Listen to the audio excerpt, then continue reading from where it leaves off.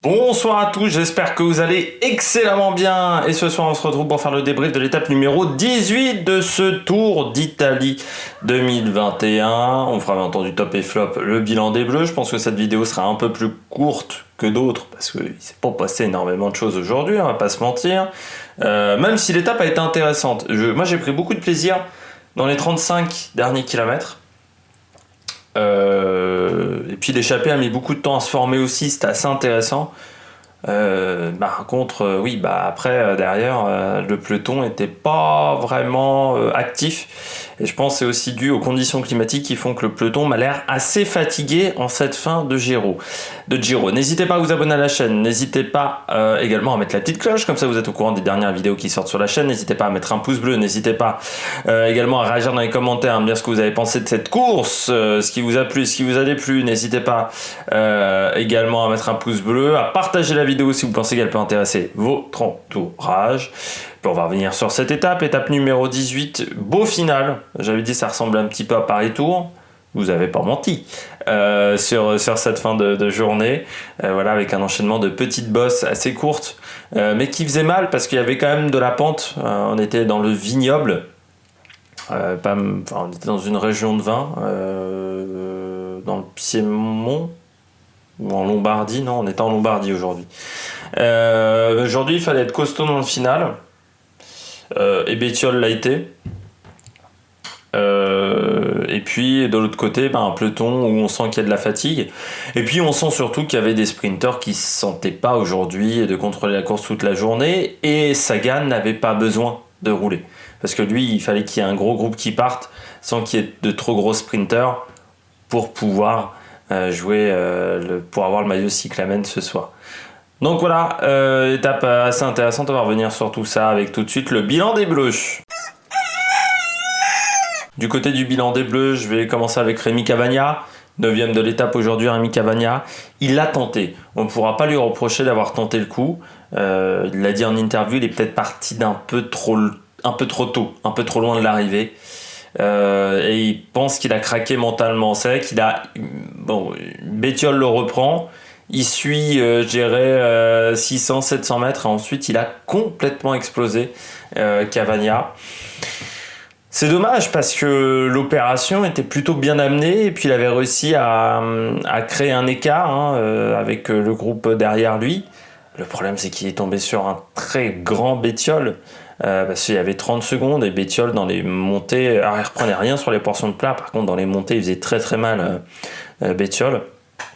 C'est dommage pour Rémi, c'est vrai qu'il dit que, il a dit très clairement que c'était dommage parce qu'il n'est pas tous les jours dans cette position là. Moi je me suis dit une fois qu'il est parti, c'est quand même un mec qui avait remporté la classique de la Drôme. Donc c'est quand même quelqu'un qui sait grimper, Cavagna, en sachant que son surnom de TGV est connu par les commentateurs allemands, si vous vouliez savoir. Par contre, eux, ils disent TGV tout court, ils disent pas TGV. Enfin, j'ai pas l'impression qu'ils disent TGV de Clermont-Ferrand. Ils disent TGV, le TGV. Cavagna. Mais il a tenté le coup, il a joué avec ses qualités également. Il savait de toute manière, Cavagna que s'il y avait des sprinteurs avec lui, c'était mort et qu'il fallait qu'il anticipe par rapport au puncher. Donc il était dans une situation qui n'était pas évidente aujourd'hui avec ce groupe d'échappés là, parce qu'il y avait quand même beaucoup de sprinteurs, il y avait notamment Oldani, Bevin qui étaient dans ce groupe-là, Consoni également qui a une bonne pointe de vitesse. Et face à Bettiol, de toute manière, s'ils s'étaient retrouvés tous les deux, je pense que Bettiol gagnait par rapport à Cavagna. Donc il fallait qu'il anticipe, il fallait qu'il s'isole. Il a réussi à s'isoler. Bon, le problème, c'est qu'il a explosé en plein vol. C'est dommage pour Rémi Cavagna, mais voilà, il fallait tenter le coup aujourd'hui. Et au moins, lui, il était dans l'échappée. Je continue avec Simone Consoni, 2e de l'étape. Belle journée de Consoni. Et Consoni, de toute manière, on voit qu'il est en forme. C'est là où je me dis, est-ce que Consoni, c'est vraiment un homme qui doit être lanceur de Viviani? Parce que déjà l'année dernière sur le Tour d'Italie ou sur le Tour de France, là encore cette année, on lui laisse les cartes, le champ libre aujourd'hui sur une seule étape et il est bien placé. Je me dis quand même que Consoni c'est un super coureur et qu'aujourd'hui il est utilisé comme poisson pilote, comme numéro 2. Ça se passe pas super bien avec Viviani. On va pas se mentir que les résultats là, sur l'année et demie n'ont pas été excellents avec Viviani. Et c'est vrai qu'on peut se dire quand même du côté de Simone Consoni, est-ce qu'il n'y aurait pas intérêt à le mettre comme leader, peut-être sur le Tour de France, peut-être sur la Vuelta en tant que sprinter, quand on voit déjà sa capacité à passer les bosses, mais quand on voit aussi sa pointe de vitesse dans un sprint, là encore, c'était un sprint en petit groupe, mais il bat quand même des mecs comme Nisha Glassarmed. Bon voilà, il fait une très très belle arrivée aujourd'hui contre Sony. Je me dis qu'il y aura peut-être quelque chose à tenter de ce côté-là. C'est dommage aujourd'hui, aussi du côté de Consoni, c'est qu'il n'ait pas réussi à suivre ou qu'il n'ait pas suivi Bettiol parce qu'il était un peu mal placé, j'ai l'impression, quand Bettiol attaque. C'est dommage.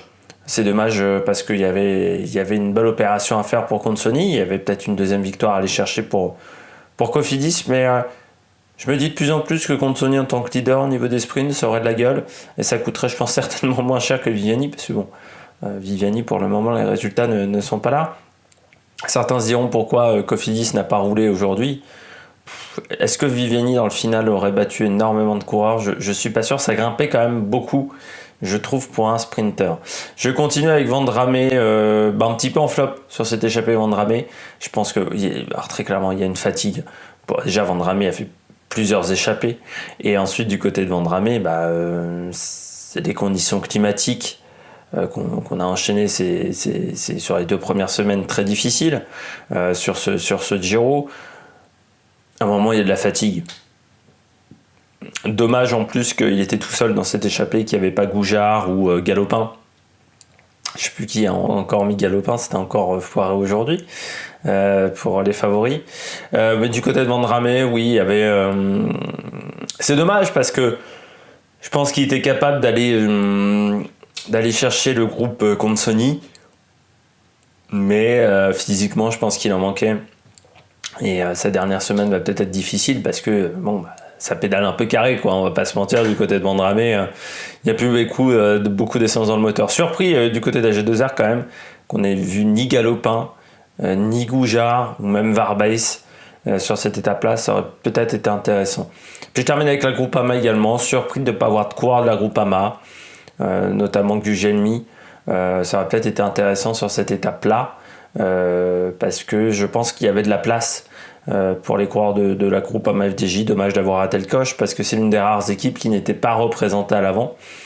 Ça fait toujours mauvais genre, on va dire, surtout pour une équipe qui aujourd'hui au niveau du général n'a plus grand chose à espérer, parce que Attila Valter est quand même très très loin au niveau du classement général, donc un petit peu dommageable du côté de la Groupama. Après, ils ont peut-être fait du jus pour les 2 jours à venir du côté de la Groupama FDJ. On passe tout de suite aux coureurs au top. Attaque de Marlou! Du côté des coureurs au top, je commence avec Alberto Bettiol. Masterclass de Bettiol. Aujourd'hui, il a été très très fort. Il a couru à la perfection dans le final parce que il devait s'isoler également. C'était mieux s'il s'isolait, s'il arrivait à partir dans les bosses. C'est ce qu'il a fait. Il a été aidé aussi par Cavagna, parce que le fait que Cavagna attaque de loin, ça a un peu animé, extrêmement tôt cette étape. Et c'est vrai que du côté de Bettiol, on a vu, c'est un coureur qui a très très bien senti qu'il fallait à un moment rejoindre Cavagna, qu'il fallait attaquer. Et puis après, il est en très grande forme, Bettiol, mais il était déjà en très grande forme hier. Bettiol, il est impressionnant sur ce Giro quand même. Autant Hugh Carty, on l'a peu vu, autant Bettiol, il a quand même bien sauvé Hugh Carty sur l'étape d'hier.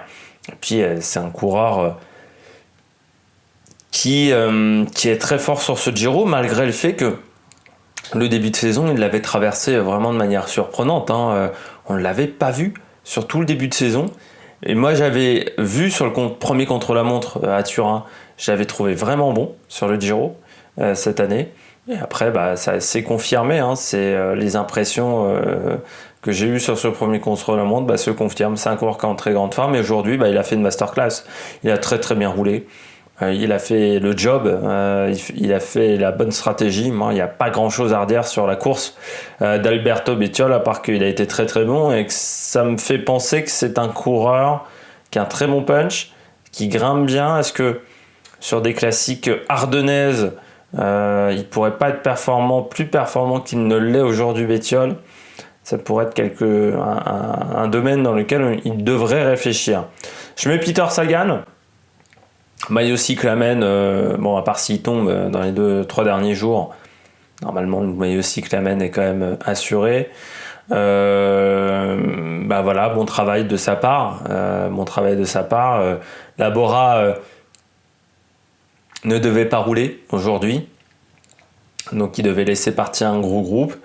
Et puis après, ils ont profité du fait que les autres équipes de sprinters, et surtout qu'Israël, se fassent un peu piéger, parce que c'est vrai que Bevin était dans l'échappée, ce qui fait qu'eux, ils ne pouvaient pas rouler pour Chimolai. Je crois que de toute manière, dans beaucoup d'équipes, il n'y avait pas la motivation aujourd'hui pour rouler. Du côté de Sagan, maillot cyclamen, c'est son premier. Après, du côté de Peter Sagan, ça a été un Giro un peu tristoun. Alors, certes, une victoire d'étape au sprint, mais des ratés, notamment l'étape, je ne sais plus c'est lequel numéro, où ils font un grand coup, où ils accélèrent très très tôt et puis au final ils se ratent. Une deuxième semaine on ne l'a pas vu, on ne l'a pas vu non plus, dominé quand même un petit peu par Caleb Ewan. Et puis sur maillot cyclamen on se dit, rate toujours, oui mais si Caleb Ewan n'avait pas abandonné, si Tim Merlier n'avait pas abandonné, est-ce qu'il aurait conservé ce maillot cyclamen? Pas sûr. Je trouve que voilà, sur ce classement du maillot cyclamen, on est un peu mi-figue mi-raisin du côté de Sagan. Alors certes il le remporte, mais il le remporte je trouve pas vraiment avec la manière. On l'a même très peu vu partir, on l'a quasiment pas vu partir en échappée en fait, Sagan. Oui, il n'a pas fait d'échappée, donc c'est un maillot cyclamen, il le gagne. Mais bon, ça m'a pas impressionné, et du côté de Sagan, il y a de nouveau des interrogations sur est-ce qu'il est encore en capacité de gagner des gros sprints massifs avec beaucoup de monde, parce que le sprint qu'il remporte, il y avait quelques sprinters qui n'étaient plus là. Est-ce que c'est un coureur qui est encore en capacité d'avoir des très grands résultats sur les courses pavées également? Sur ce Giro, on ne s'est pas vraiment assuré, parce que par exemple sur les stradés, il est assez inexistant. Puis on l'a vu beaucoup de fois se désintéresser de la course. Donc. Après, du côté de Sagan, c'était peut-être le cadeau d'adieu également pour son équipe, parce qu'on sait qu'il est sur le marché. Total, par exemple, est sur le dossier. C'est un peu compliqué aussi avec Sagan, parce qu'il a un contrat avec Specialized, normalement pour les vélos. Donc il va falloir voir ça, mais beaucoup d'équipes aimeraient avoir Sagan. Et je pense que Sagan a besoin de rebondir dans une autre équipe et dans une autre atmosphère que celle dans laquelle il est actuellement. Est-ce que ça voudra dire courir en France? Je ne sais pas, mais il a besoin, je pense, de changer d'air, Sagan. Et puis je termine avec Niklas Arndt. Belle étape aujourd'hui, Niklas Arndt dans 4e. Il a bien roulé, moi j'ai bien aimé sa manière de rouler. Parce qu'il n'a pas forcément été totalement aidé par Nicolas Roche non plus. Pour dire, Nicolas Roche fait 3, lui fait 4. Donc, mais j'aime bien sa manière de courir depuis quelques jours du côté de Niklas Arndt. J'aime bien en fait ce que fait DSM depuis le début de ce Giro. Alors, d'un côté vous avez Bardet, alors certes pour les victoires d'étape ça ne leur réussit pas, mais je trouve que l'équipe est pas mal. Alors dommage du côté de Jane Lem et Michael Storer, c'est pas mal. Il accompagne bien Bardet, donc là voilà, Niklas Arndt qui fait du bon travail, Nicolas Roche aussi. Voilà, je voulais mettre en avant l'équipe DSM. On passe rapidement au Bonnedan, parce que les Bonnedan sont tous dans l'échappée. Ulissi, qu'on n'a pas vu, mais qu'on n'a pas vu depuis le début du Giro, quand même, Diego Ulissi. Alors ça a été compliqué sur le Giro, je trouve, pour le coureur italien. Autant normalement c'est quand même un coureur qui est très performant, mais là assez inexistant, je trouve, à part hier sa 4e place. Et c'est surprenant cette inconstance chez Ulissi, mais j'ai toujours trouvé ce coureur-là très inconstant, c'est-à-dire capable du meilleur comme du pire à 2 jours d'intervalle. C'est incroyable. Et là aujourd'hui, hier il fait combien d'étapes? Il fait 4, 5 de l'étape, et aujourd'hui c'est un parcours qui lui correspondait. Il fait 5e, mais en étant jamais vraiment dans le coup. Toujours avec un temps de retard. Francesco Gavazzi, qui finit à 7 minutes 50. Francesco Gavazzi, moi j'ai envie de dire, ça sent quand même un petit peu la fin de carrière du coureur italien, parce qu'aujourd'hui, lui qui était un très bon sprinter puncher, ça remonte chez Androni notamment, bah aujourd'hui c'est quand même compliqué je trouve pour le coureur italien. Et puis je termine avec Gorka Izagirre. Il a pété extrêmement loin de l'arrivée, Gorka. Dès que ça a accéléré, il a pété. Là encore, c'est dommage parce que c'était une étape où ça pouvait le faire pour le coureur espagnol, mais il fallait qu'il soit sur le même niveau de forme que Bettiol. Et aujourd'hui, ce n'était pas le cas. J'espère que vous avez aimé cette vidéo. Demain, étape de montagne, particularité demain, arriver au sommet, et surtout le programme a changé. Je rappelle d'il y a quelques jours, donc je vous dirai tout ça lors de ma présentation de l'étape demain matin, 7h30, elle est déjà uploadée sur YouTube. N'hésitez pas à réagir dans les commentaires, donc demain 7h30 la présentation, 21h30, 45 à 22h30, vous le savez, pour la débrief de l'étape. Je pense qu'on aura des choses encore certainement à dire avec cette arrivée finale. N'hésitez pas à vous abonner à la chaîne, n'hésitez pas à partager la vidéo, n'hésitez pas à réagir dans les commentaires, n'hésitez pas à mettre un pouce bleu. Et puis nous, on se retrouve pour de nouvelles aventures sur la Mec Production. Ciao ciao.